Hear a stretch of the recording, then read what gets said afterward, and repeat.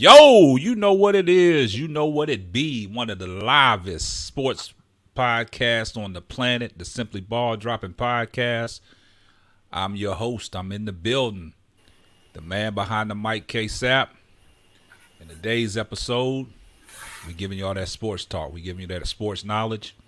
We giving y'all something y'all can take, something that y'all can, focus on. Because when we spit these gems, y'all need to pay attention.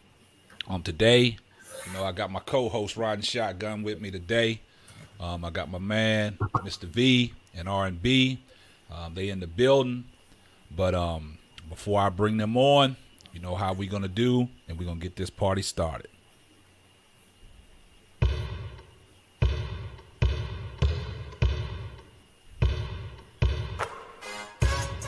what we're talking about. What's up, Ksapp? Yeah.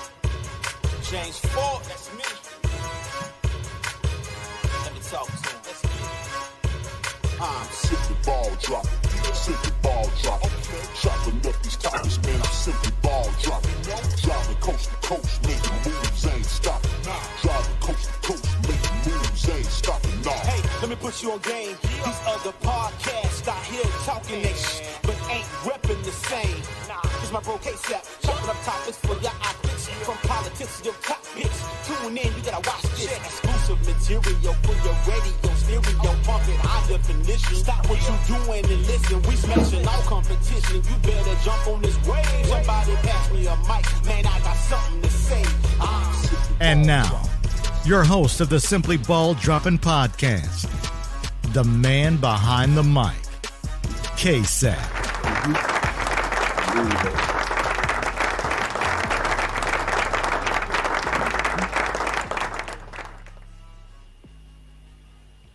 Yeah, that's right. We had to give y'all that filthy introduction, man.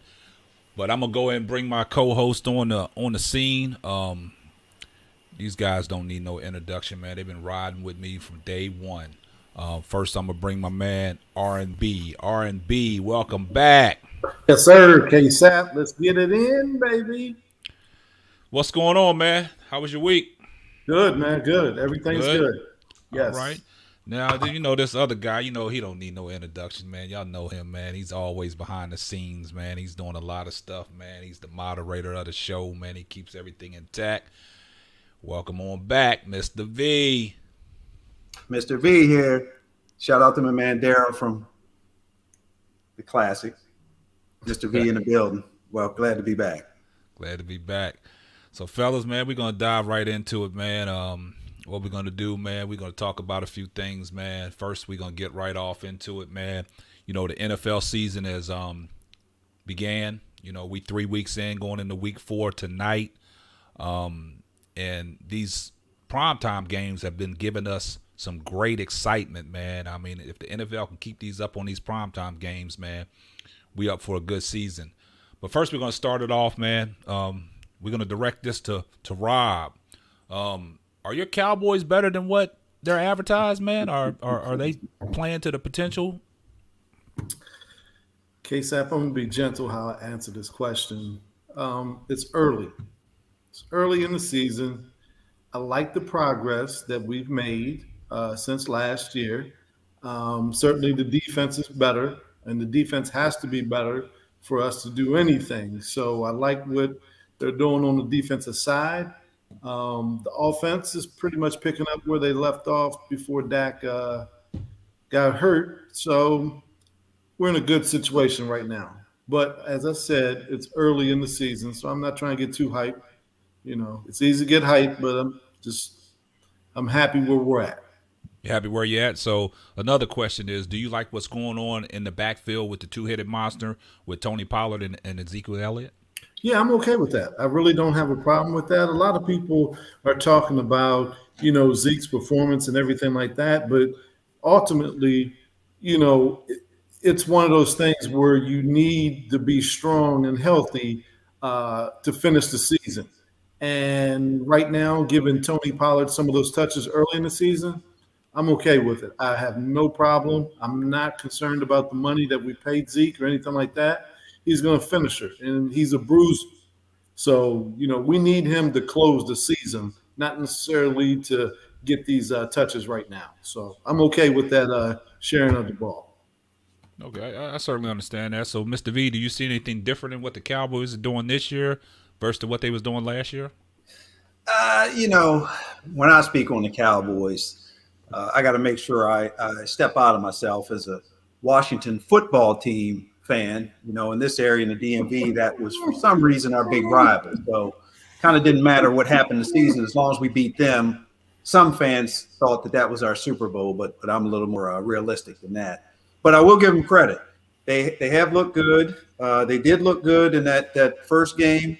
They're leading our division currently right now. And credit due, they look like the top team in their division so far. So, I'll co-sign what RnB said. It's still early in the season. We have a lot of season left. We have a lot of games to play, see what happens. So I'll reserve judgment right now, but I'll give credit where credit's due. They do look pretty good. My take on it, man, I watched that first game when they played Tampa, and I've always told people that when that game was over, I saw a lot of things that I really didn't see from the Cowboys last year. Even on the offensive side of the ball, Dak was throwing that thing, for his, coming back. You know what I'm saying? You didn't know what the expectations was for him because, missing the preseason, with the shoulder coming back from the leg injury and the way he was slinging that ball around. I mean, he was throwing some nice passes, but I was telling everybody about that Tampa defense after the game, man. That Tampa defense, they didn't show no glimpse of what they showed in the Super Bowl. I know one of their corners went down, but Dak was just picking them apart all the way down the field. Even with the slight runs that they had, Zeke wasn't really hitting that hole, but when Tony Pollard was coming in there, he was hitting that hole, a burst of speed, but, Dak was just picking them apart, and that defense, Tampa Bay, was just falling apart. But the thing that I got out of their second game is, they switched up their mantra. They ran the ball, two-headed monster, and they gutted up the Chargers. They gutted them up. But the thing about it is that third game, what I saw in the defense, I've never saw Dallas play defense like this. Dan Quinn got them guys flying to the ball. He got guys flying to the ball, and like I said, me and Mr. V, we've been hard critics of the Cowboys and stuff like that. But as a sports fan, man, you appreciate great football. And right now, like you said, Rob, Dallas is off to a nice start. They playing lights out right now in these last two games. That first game, the offense was, doing their thing, but the defense was still a step behind because, even though it's Tom Brady, he was going up and down the field. You know what I'm saying? He was gutting them up too, but this last game, the way they was flying to the ball against the Eagles, man, it was crazy. But, like you said, it's still early. We three weeks in, going into week 4. But there's other teams out there that we're going to talk about Tampa Bay real quick. Mm-hmm. And the reason why I say that is because I don't see that Tampa Bay team, that defense right now has not got in sync. That defense has been being gutted every week and people have been marching up and down the field. This last game when they played the Rams, Donaldson was all over Tom Brady. Matthew Stafford was just gutting them, bombs, Deshaun Watson. So how y'all feel about Tampa and what Tampa's doing right now? I'll start with you, Mr. V. Tampa, again, they come off the Super Bowl. You got Tom Brady on there. The squad looks good. Again, Ksapp and RnB, we're 3 games into the season. That first game that Tampa played was a close game, and we've seen teams that come out of the Super Bowl championships before come back and start off the season slow. So I don't put much stock into that first game necessarily. I want to see how they do over the course, because you remember how they started last year and then how they ended, and that's what kind of counts towards the end. But Tampa's Tampa. There's a team that when I see other teams play, I kind of use as a measuring stick to gauge how good that other team is. That's why I give a lot of credit to the Cowboys. They played them tough. And to the big win by the Rams, who I'm sure we'll talk about here in a little bit. But Tom Brady and crew are going to be there. Barring any injuries, I still see them as one of the contenders. But to me, we'll hold off reservation and wait till the middle of the season to see what happens with them. Okay, and Rob, how do you feel about what you're seeing in Tampa Bay? I'll echo those thoughts. Tampa is going to be there right now. They're still working through some, personnel issues, but the defense isn't quite in sync at the level of where it was, Super Bowl time. But it's early in the season. I think once those guys get used to making plays and things like that, they'll be there at the end of the season. Yep. You'll have to contend with Tampa if you want to make any serious run in the playoffs. Period. Yeah. So that I'm not saying it's going to go through Tampa, but you're going to have to contend with it. Yeah. So they're going to be a problem.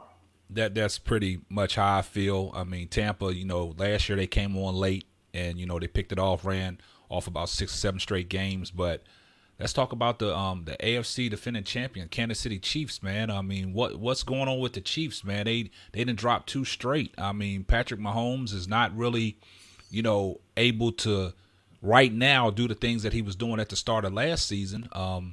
Is that the offensive line? I mean, they remade their offensive line. Is he getting the protection? I mean, because he's still like scrambling, and him and Tyreek Hill right now, I don't think they have that connection right now. It's all Kelsey.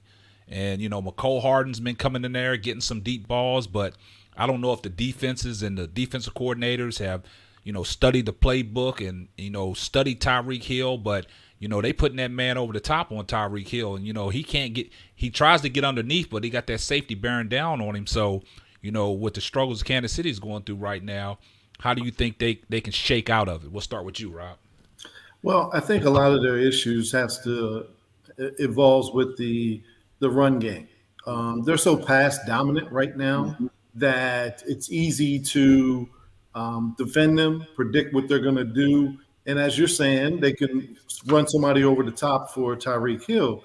But I think when they was running on all cylinders, Andy Reid's a good play caller, and he was able to mix and match that run versus pass and keep you a little bit off guard.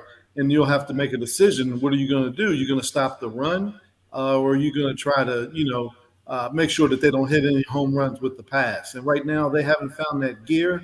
Yeah. Also, I think teams that also, they've been able to study them enough that you're able to take some things away and you're able to live with some things. So right now, I think, they're going to be there in the end once they figure it out. But I think if they don't get any type of run game, they're not going to be there long term in the playoffs. Okay, so and we'll go ahead and go with you, Mr. V. How do you feel about what Kansas City's doing and where they're at right now? I compare Kansas City and what they're doing right now in this season, the way it's starting, to the Ravens maybe a year or two ago. Shout out to Ksapp, big Ravens fan. The Ravens, with their offense, with Lamar Jackson, with the highlight reel that he was and how spectacular he was, I think teams started to key on that. And kind of like RnB said, if you're pass heavy, if you run heavy, if they know what your go-to plays are going to be, teams tend to focus on that. They get used to that after they've seen that for a while. And if you're not versatile enough, and your defense isn't doing what it should be doing, what we're used to be doing, and you run into trouble. So I equate what Kansas City is going through in these first 3 games to kind of what the experience that the Ravens had when people kind of felt they figured out Lamar Jackson and what's going on there. I thought in the beginning of the season with Kansas City, with their dominance in the past few years, I had a feeling, and I'll stick to this and say it here, that I don't think they are going to be as successful as they were in the past. I think they'll have their times where they show flashes of what they've been and what they can be. But I think, teams have found some of the chinks in the armor, and that together with some of their cohesion as a unit, I think they're going to have a good season, but I don't think it's going to be like the seasons before. Man, that was nicely said.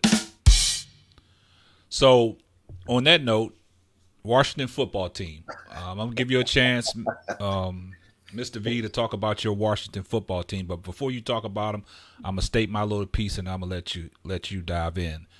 Me with Washington, it was some expectations coming into the season. Fitz magic. What y'all was gonna do with the quarterback. Always thought that when Cam got released from New England, he was a perfect opportunity, the perfect candidate to come to Washington because your quarterback play is, but you threw Tyler Hinkey in there, man. He played a good in the playoffs last year. He made a name for himself. He's a formidable, quarterback. Give the man a chance. But what I'm disappointed in Washington right now is Washington's defense. Washington's defense got to be better. I mean, Washington, on paper, their defense looks outstanding. But, you got to go out there on that football field and you got to, move that over to the field and you got to play ball. It's man on man, pad on pad, helmet on helmet. And these guys just – I don't know what's going on with the Washington defense. So I'm going to let you go in and let us know what's going on with the Washington football team. Well, you got to remember, my experience is a lifelong fan of the WFT. I keep my expectations held in check because years ago when we were number one in the NFC East and comfortable, and that's back when Deshaun Jackson was on our squad, and I remember that game where he fumbled a kickoff or a kick return. I kind of keep my feelings in check with them, and I kind of wait till mid-season to see what we do. I don't get too hype over the wins, and some of the losses, or the Buffalo loss, I kind of expected that. We stumbled to a win over the Giants. I'll say we got a win. They didn't lose. I'll say we did get that win. And our quarterback play, it's Taylor. I'm comfortable with him there. I agree with you, Ksapp. I wish Cam Newton would be an option for us. We could pick him up because I think where he is in his career and how dynamic of a player he can be, I think that would benefit us, especially in close games when we need a big play and you have someone you can rely on like that. But to answer your question about the defense, it's something I've noticed over the years. Some games we'll get up for and play teams that you would think that we'd have a hard time with. We play them tough and win some of those games. But then to our competition, a lot of times we play to the level of them. And then when we have teams like Buffalo who come in and are squared away, then you see we get ran over top of. So, again, I think that's one of those things within the team, the culture of the team, a little more pride, a little more focus, a little more we need to get it done on our side as defense, focused on that, and then let the offensive side do what they need to do. But, again, I think that's a locker room issue, and it's a Washington football team culture issue down there. To have those players in there that can preach, we need to have these stops. We need to give it 100% every play, every game to have that consistent so we can see some consistent success with that. But, again, the short story, I keep my expectations at a minimum. The old 8-8 is where I'd set my standards. I'm not going to say what I feel they would be this year because it's still too early, but I'll keep it where it is right now. Man, that's fair. That's a fair assessment. So, Rob, we'll let you talk about it. I know you got some things that you want to say because that's your rival. You're a Cowboy fan, and the Washington football team, that's your rival. So what's your assessment on what you see in the Washington football team so far? So 1V took approximately 3 minutes and 30 seconds to tell us that the Washington football team was average at best, a 500 team. And I agree with his wife, Megan, that until they get a quarterback, they're going to continue to have trouble year after year. Their defense is a front-running defense, meaning that if the offense can score, put up some points, then those guys can pin their ears back and go get the quarterback on the defensive side. Right now, you're looking for the defense to carry you, and it can't. And they weren't built that way. So they're just basically an average team. Man, and hey, that's a great assessment. I mean, great point of views from both of you guys. I mean, great perspectives on, your Cowboys and your Redskins. Well, the Washington football team. Mm-hmm. But we're going to turn the page and we're going to talk about my Minnesota Vikings. Uh-oh. And I'm going to start this off because sometimes I feel like Mr. V, like the expectations, you don't go in with the expectations that, you're going to win the Super Bowl. I mean, me personally, I don't do that because that'll set yourself up for failure, And before the season always starts, I always tell people, until we can get that defense back to playing the way we used to play, then we can turn the corner. Because, even though everybody ridicules Kirk Cousins for, Kirk Cousins playing the way Kirk Cousins plays, he holds on to the ball too long. He don't, hit his receivers when he needs to hit them. If you go back 2 years ago when him and Stephon Diggs got into it, him and Adam Thielen, they went on to his podcast and really chewed him a new asshole. And then after that, Kirk Cousins went on a streak of throwing Thielen and Diggs touchdown passes every week. So we was on a little roll. But like I said, until our defense starts playing the way we used to play when we had the Williams brothers up front, we run defense, we could stop everybody, and we had, two bona fide corners. We had Winfield, we had Terrence Newman, and Newman was an old school guy. He wouldn't get beat. He would keep everything in front of him. But at the time, it was like we was playing lights out, and Zimmer is a defensive guy. And the thing about it is, until we get back to playing the defense that we used to play, then it's going to be hard for us. We're going to be in battles every game because now I'm looking at the first game, playing Cincinnati. Mm-hmm. That was a heartbreak. We did what we had to do, even though we shouldn't have been in that situation because we started the game out with 4 straight penalties. You can't have a record-setting 18 penalties in that game and expect to win. Even though we had a chance to win and we botched it up at the end, that's on us. So we got to take it and move. So the second game, we played Arizona. We put ourselves in that same situation, playing a stellar quarterback in Kyler Murray. The defense was running him raggedy, but like I was telling my son, is sometimes when you got a quarterback like that and he's getting outside of the pocket, them cornerbacks can only contain for a certain amount of time before a receiver comes free. And if you can't get Kyler Murray down to the ground, it's going to be hard. But we gave ourselves an opportunity, and I kind of jinxed myself because I was saying to myself, I like what I'm seeing in our kicker. And then all of a sudden, he's kicking 52-yard field goals. Then he has an opportunity to win the game, and he botched up a 38-yarder. So the expectations on that, but I will say in week 3, we played Seattle tough. We gave Seattle a run for their money, even without our bell cow and Dalvin Cook. We played extremely well. We played extremely well on the defense. But one thing I like about our defense, I like what I'm seeing in Patrick Peterson. Brashard Breeland, he's getting tore up out there, and he got to sew it up. And he got to man up on these guys. But overall, in order for us to win, our defense has to play ball because we putting points up. We just can't stop nobody right now. And if our defense gets back the way we playing 2 years to 3 years ago, we'll be in there. So it's in our division right now. It's tight. You still got the Green Bay Packers, but I think it's going to be between us and the Packers. That's going to win that NFC North. So I'll let you go ahead and start with this one, Rob. Ksapp, that was extreme growth from literally from the last 2 weeks and listening to you today versus talking to you after a couple of games. Because the first thing that you were saying, the first 2 weeks, we got screwed, we got robbed. And now you've come back and you finally in that acceptance mode and you're saying that's on us. So I really appreciate the growth that you've shown. I think overall, Minnesota, a lot of what you do this season will depend on Dalvin Cook. And the biggest thing with me, can he stay healthy? Literally last week, you beat me in fantasy football because Dalvin Cook, who I have on my team, is sitting on the bench. So, because he's hurt. So, that sums up your season. Like literally, That's how it's going to be. If he can stay healthy, you guys can get out in front of some teams, be able to play field position. I agree Your with that. defense will show up. Like right now, it's the same thing as back to what Washington is. You know, more or less, all you guys have, and basically Dallas is the same way.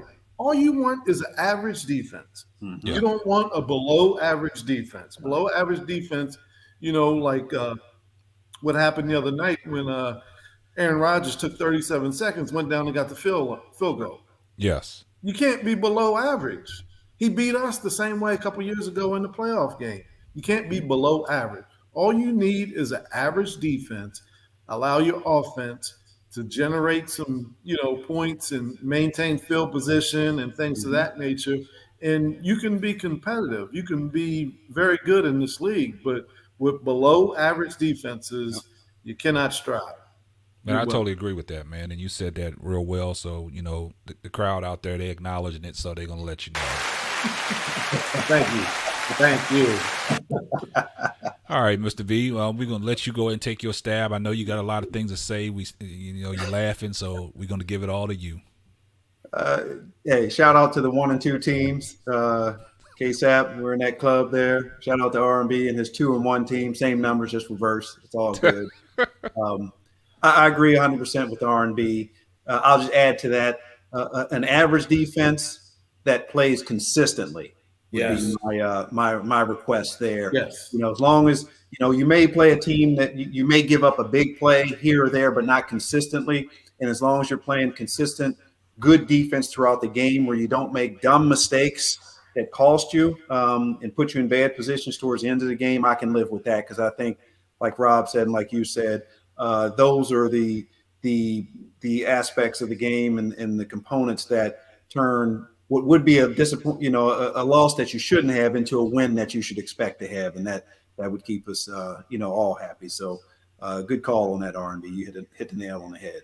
Yeah, and also just to piggyback on some of that, if you look at the spread week after week, right? You look at the spread, and there's only out of maybe 10, 12 games, 14 games a week, that there's only about 3 or 4 games that are beyond a 3-point margin of victory. Yes. Consistently. If you just look at it week after week, there's only about 4 games, 4, maybe 5 max, that's beyond a 3-point margin. So that's just saying that the games and the teams are really close, and what separates one from another is your average defense. Yep. Versus having a below average defense. You know what I mean? Now, that's not saying that the games are always tight every week, right? But from a Vegas standpoint, they're pretty close on paper. Starting. Yeah, I've looked at the spreads, and you're absolutely right, RnB. It's not too far off, man. I mean, it's right there, man. And like y'all said about playing good defense consistently. I mean, you can't have a lull in your defense where one play you get beat for 87 yards on a pass, and then you come back, you make a stop, and then the next time you get back on the field, you're giving up chunk yardage.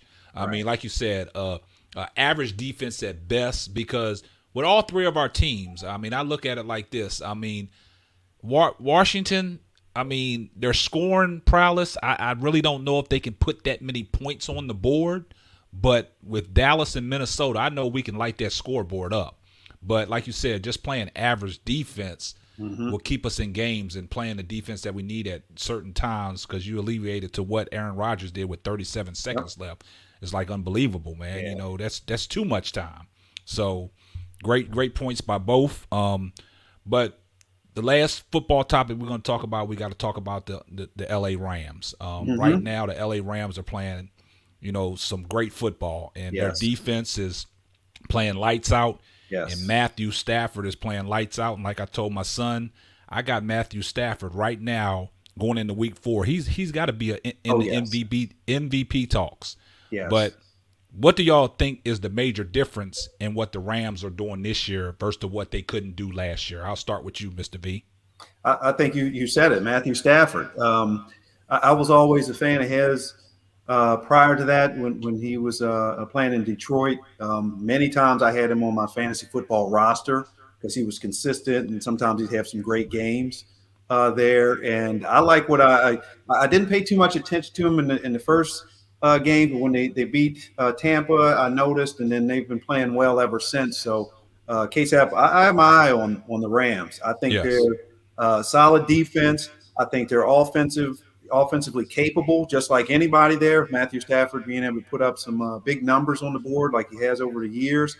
And I think they're going to be a threat staying healthy. If they can stay consistent like that, I'd look to them to be one of the leading contenders because they look really good right now. And I think it's legitimate that they look good, not a fluke of who they play, but I think that's them being them, and that's how they look. Totally agree. And RnB, what is your take? Well, I think the Rams certainly, with Matthew Stafford, is picking up at a different level than him playing with Detroit, and he now has legit weapons behind him. I think one of the things that you're going to have to do with them is not so much pressure him, is you have to keep the ball out of their hands. You have to be able to slow them down, get them into an ugly game. You have to be able to run the ball. You have to be able to convert first downs to keep them off the field. Because right now they're on a high-powered level that right now defenses aren't ready to step up to meet those challenges early in the season. Now, late in the season, you'll be able to throw a little bit of different things at them. But right now, you got to keep the ball away from them. Yeah, I totally agree with that, man. And like Mr. V said, man, I'm gonna keep my eye on the Rams. They playing some good ball, and it's exciting. Like I saw the potential in Matthew Stafford when he was with the Lions. You know what I'm saying? Matthew Stafford, he would throw the ball, man. He would get the ball out there, but it's just the thing about him with the Lions was, man, it's like that offensive line, man. Like he was getting banged up, but he still was out there trying.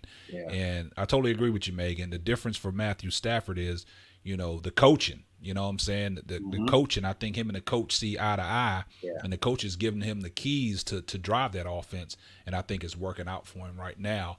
But, football, we'll come back to that on our next episode, and we'll talk more other teams as we get off into it. But, everybody's excited for this upcoming basketball season, and the media days have started. But in these media days, before we get off into it, I just want to point something out. Aspirations of guys and teams wanting to, win championships. And everybody speaks highly of the Brooklyn Nets, but I think people are missing the big picture. Now, in the state of New York, you have to be vaccinated to play these home games, right?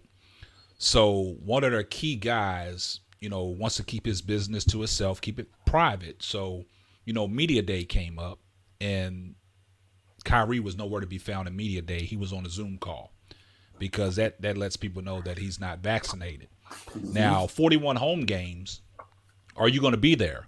I mean, but you have aspirations of winning a championship. But if you're not fully on board with everybody else and you can't play the home games, then, man, I don't understand, how Brooklyn is going to get it done. It's going to be so much media circus drawn around that team as they go forward because of the situation of Kyrie. So in a situation like that, if you're trying to win a championship, how do you guys feel about that situation that Kyrie has put that team in? And I'll start with you, RnB. Ooh. Personal choice, number one. Yeah. Everybody has to make the best decision, for themselves. However, we at the end of the day, outside of family is our employer. And we have to be mindful and respectful of what they're asking us to do, because ultimately, I mean, that's our moneymaker. And, In this case, Kyrie has decided that he's not going to get vaccinated at this moment. Not to say he won't change his mind later down the road, but when you are working now, you start to involve other things outside of family, team continuity, the cohesion, just the media circus that comes with all of this. It's one of those things that it's going to be a problem. It is definitely going to continue to rear its head all season, and if it goes the 82 games, you know, when you get to a playoff game, he's not playing. That's what I said. I mean, it's a home game. His home games. If he's not vaccinated in the state of New York, you have to be vaccinated to play these home games, or you can't be at the facility. So that's messing up, like you said, Rob. That's messing up the team continuity. And they spoke to Kevin Durant on media day, and Kevin Durant really didn't want to get off into it because that's Kyrie's personal choice. But at the same time, it's like, you want the guy to be there, but if he can't be there because of his personal beliefs and his personal choice, then that's going to hinder, like you said, the continuity. That's going to hinder the culture and the morale, because you got one guy that is, I'm not saying refusing, but one guy, he's not taking the vaccine. So it's going to be hard for him to get practice time when they're at home. He can come on the trip to San Diego because, that's where their training camp is. But playing these home games, that's going to cause a lot of problems. So, Mr. V, how do you feel about that situation? I feel that it is what it is. Personal choice. All of us have personal choice. Choices come with consequences. No different than you go to a restaurant and the sign up there says, no shoes, no shirt, no service. You have the right to go in there, but you have to abide by the rules. Or if you don't want to put shoes and shirt on, you just don't go in. That's your choice. Same thing with the NBA, the players, and the whole vaccination issues that going on. Freedom of choice. Kyrie can decide he doesn't want to get the vaccine. Okay, good for him. That's his choice. But with those choices come consequences. It's your paycheck. It's your livelihood. It's being with your team. It's being successful. And I'm sure, even though those players are speaking to the media and they're speaking in a way that keep things behind the scenes, I'm sure they're having those one-on-one conversations with each other. I'm sure Kyrie has had conversations with his friends and family outside of basketball, and his whole network that he supports, that he helps, the way he gives to charities and does stuff like that. A lot of aspects, a lot of things will be affected by him if he chooses not to get the vaccine and therefore can't play, and then bringing in the money to support his lifestyle and all the ventures that he has going on. And that's the same with any NBA player that makes that choice. So it's going to be interesting what happens. Again, it's one of those things in this country. I know that's a hot button issue. But like RnB said, like you said, it's a free country, so to speak. You have a free choice, but with those choices come consequences. And, it's up to you to face those consequences and deal with it. So that's Kyrie. He's got to do that and look himself in the mirror and say he's good with whatever position he takes, and he's good with whatever happens with that, because he's responsible for the fallout. I'll be more interested to see how, if he chooses to not get the vaccine, what, if anything, he says to that, to the media, or to anyone that'll give us a soundbite that's spoken to him. And I'd be curious to see what the other players really feel about that, what they really think, what they would say outside of the media and the camera. But like the three of us would have a conversation amongst ourselves, like, Rob, you're dropping the ball because, you need to get your mic right, or Ksapp, come on, the StreamYard's not working. I'd be interested in those conversations that are candid, to like see what they're telling him and what he's saying to them to state his position and where he wants to go with it. Man, you hit the nail right on the head, man. Kudos to that. Yeah, so, a lot of focus on that, but we're going to get into some positives. Media Day, came for the LA Lakers. It's a lot of, talk coming into the season about the old heads, all the old heads together. But I had a conversation with Rob about, we saw how it looked when the signings was happening, right? Mm-hmm. But now to see the media day, to see all these guys in uniform, man, this Lakers team, looks dangerous. I mean, I'm not saying that because I'm a big LeBron fan, but the guys that he has around him, I think they fit in perfect. But like I was telling Rob, the only question I have, because we talked about this on a podcast last year coming into the NBA season about Russell Westbrook when he was with the Wizards and what he could do for the Wizards. But with his energy alone, Russ can win games. So that's my only thing because, like me and Rob said, Russ has never been on a team put together like this. And is Russ going to feel that he still has to do everything in his own power and go for self to get it done? I'll let you start off with this one, Mr. V. I think Russ is going to be Russ. And, you know, I'm not going to be one of the skeptics that question how he's going to fit in. These players, what I feel now with the modern NBA and players, you've seen this formula. You saw when LeBron went to Miami with D. Wade and Chris Bosh. You've seen Golden State have those teams. You've seen now Brooklyn Nets. You saw the experiment that happened in Houston and some of those things like that. So this isn't the first time where you have an abundance of players who seem to fit together, look good on paper, and we're wondering how they're going to mesh.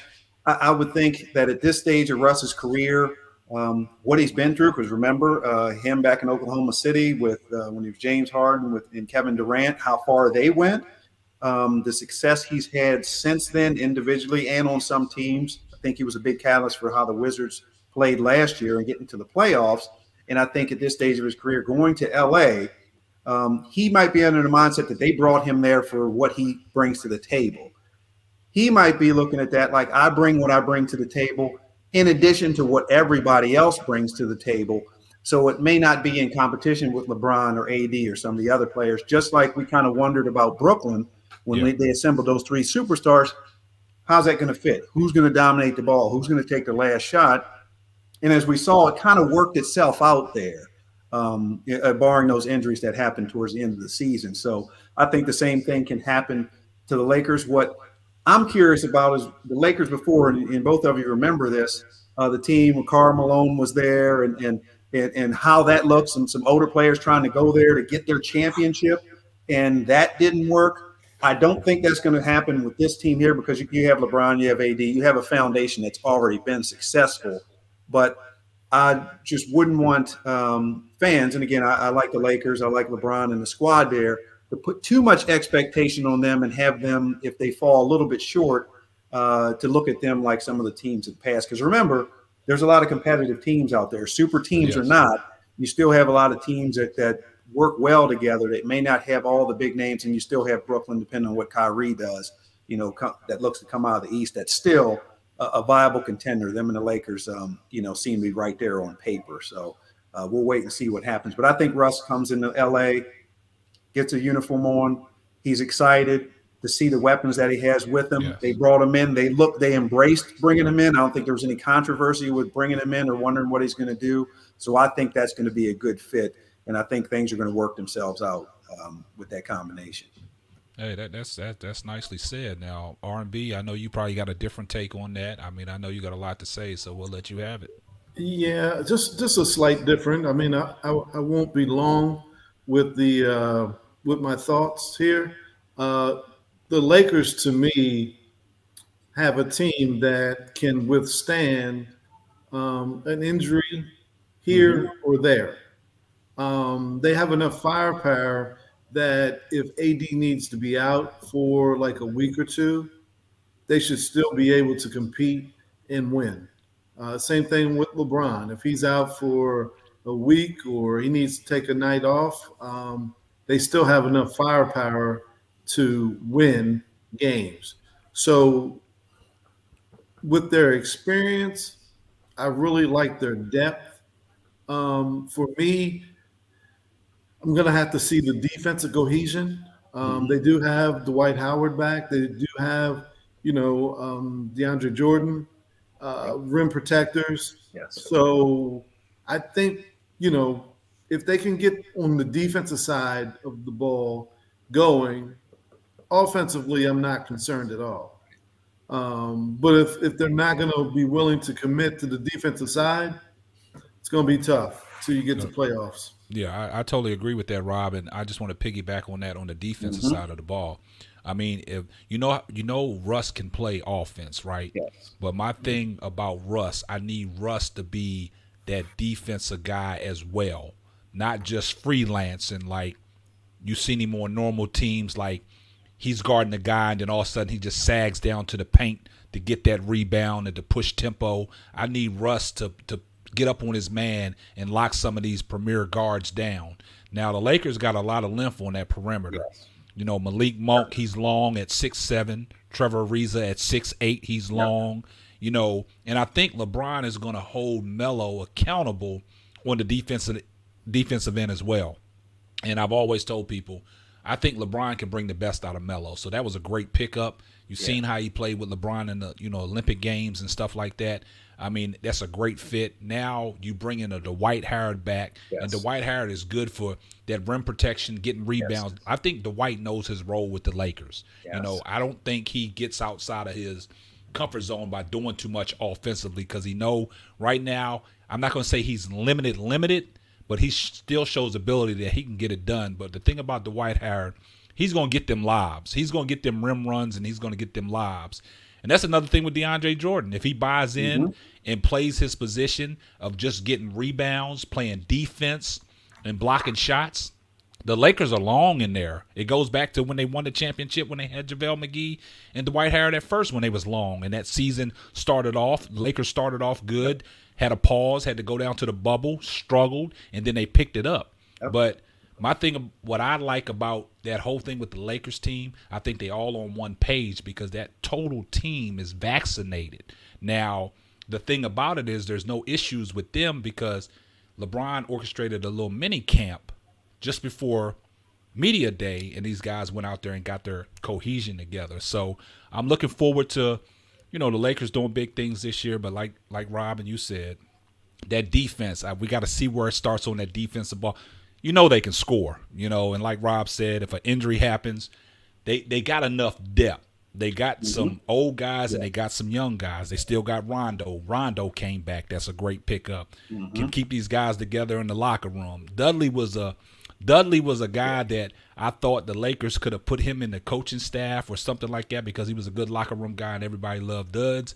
But we're going to see how it's going to play out. And, we're just talking about the Lakers today, but on, episodes to come, we'll break it off because we got 20 days until the NBA season starts. Yeah, go ahead. Let me ask a question. So 1V, Yes. are you better without Russ than what you were? Speaking of the Wiz. I'll be short with this because we'll have a whole segment, I'm sure, dedicated to my Wizards. That way I can wear my SBD Wizards color shirt. I don't know, RnB. We have more pieces now to see how cohesive we are, to see how they play, to see if they buy into a team mentality and not go out going for individual glory. It's a wait and see for me. Russ brought what he brought to the table. And again, him and Beal, I think that combination was what catapulted us into the playoffs and gave us the success that we needed, especially later in the season there. So I'm not sure. I'm optimistic that we can be, as long as we play consistently and everyone buys in as a team, that we can be a good team, that we can be a team that makes the playoffs. But again, it's a wait and see on that. Real quick, I just want to add this to what you were saying, Ksapp, and you, RnB.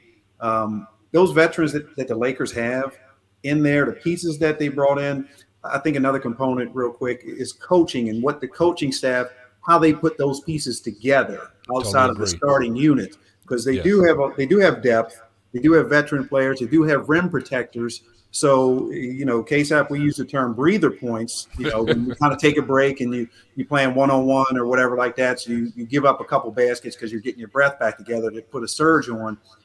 I think if they have the right combinations, you can use those pieces as defensive stoppers. If that's what you're coming in to do, that's where your energy is focused. Russ, if your energy is taking the ball and charging forward and doing that, on the defensive end, since you have so much length and if you have the right people in there, if Russ his normal rust on the defensive end, you still have people that can make up for that even better than the Yes. teams he's previously been on. So however they put those pieces together outside the starters and those combinations, if everyone buys into their position and plays the max of what they're expected and why they were brought there, I think they can be really, really successful and live up to the hype that everyone's given them. But, again, that's a wait and see in progress.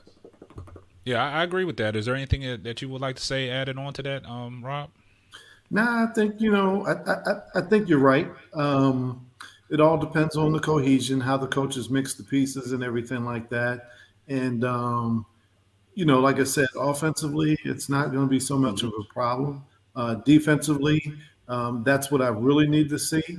And is there buy-in across the entire team? Can they all, lose themselves in this and get it done? Man, I totally agree with that, man. And y'all all make valid points, man. And that was just our thoughts on what we, see and what we will expect from the Los Angeles Lakers. We was just giving you a team preview on the Los Angeles Lakers. I know we got 20 days until the NBA season kicks off, and Simply Ball Dropping will be back, and we'll break it all down. We'll break it down team by team. I mean, if is there a certain team that y'all want us to break down, you can always post a comment. You can always DM me. You can reach out to us. You can reach out to Simply Ball Dropping, and we'll break it down for you. We'll give it to you how y'all want it, but you got to understand something. We're gonna give it to you raw and uncut. We ain't gonna cut no corners. We ain't gonna pull no punches. You see how Rob came at us on our prospective teams in football. He didn't pull no punches. You know what I'm saying? So that's how we do here at Simply Ball Drop. We don't pull no punches, man. We try to give the people what they want when we can give it to them.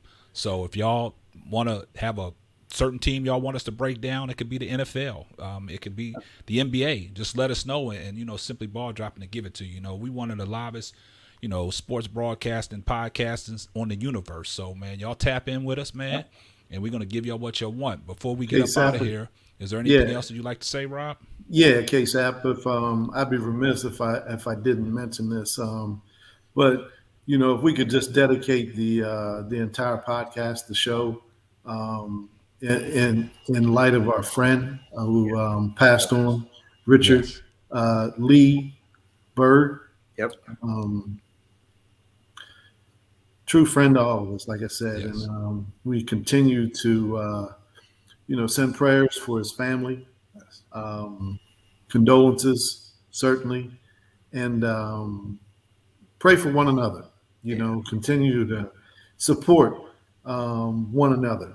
And time is getting short for all of us. And like I said, life is really precious.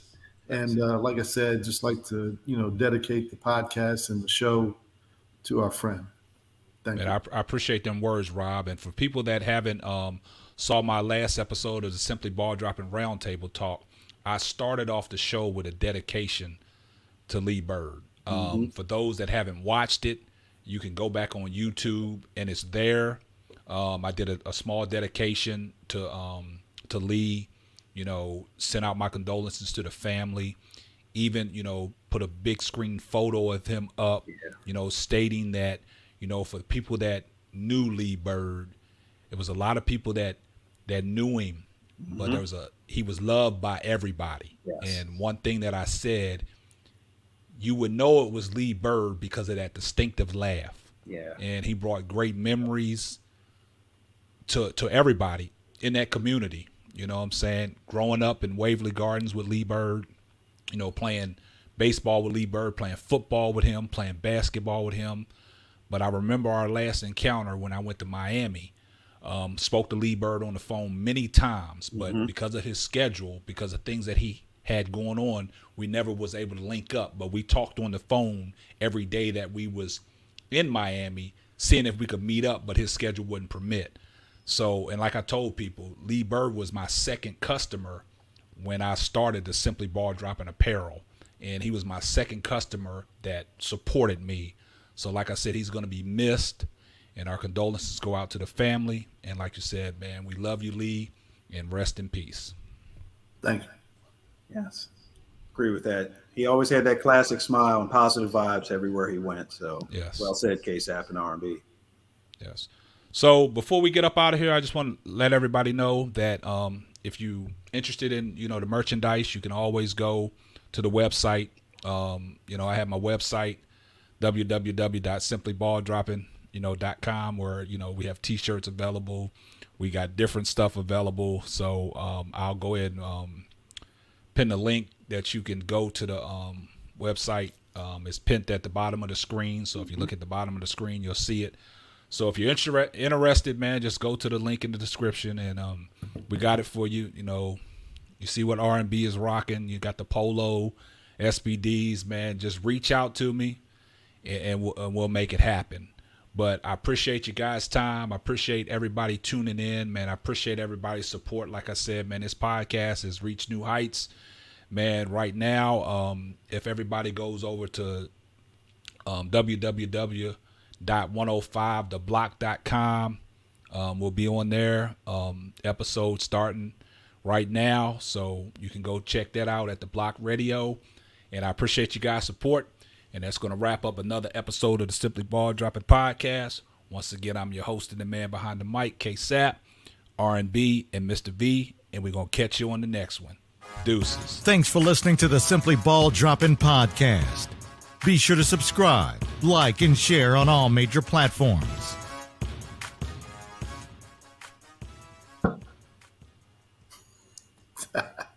Like that, don't you?